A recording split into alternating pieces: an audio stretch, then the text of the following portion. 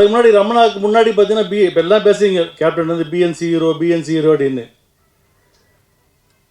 ரமணா படம் வந்த உடனே ஏ சென்டர் ஹீரோ நம்ம கேப்டன் தான்.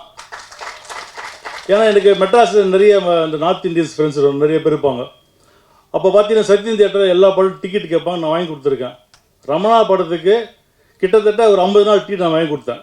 மெட்ராஸுக்கு எல்லா நார்த் இந்தியன்ஸுக்கு பிடிச்ச ஒரே படம் ரமணா தான். அந்தளவுக்கு அந்த படம் ஓடியது. அதுக்கப்புறம் படம் ஹிட்டாச்சு. அவர் வந்து சார் படம் ஹிட்டு கொடுத்துறேன், கேப்டன் கல்யாணத்துக்கு கூட்டின்னு வரேன் அப்படின்னு. கேப்டன் சொன்னார், கல்யாணத்துக்குலாம் போனார் எப்படி பாடினார், இல்லை நம்ம வாக்கு கொடுத்தாச்சு அவருக்கு போகணும் அப்படின்னு. இதுக்கு போகணும் கள்ளக்குறிச்சி அவருடைய திருமணமாவது ஒரு பெரிய மாநாடு அது. அந்த கள்ளக்குறிச்சியில் அவ்வளோ பெரிய மாநாடு.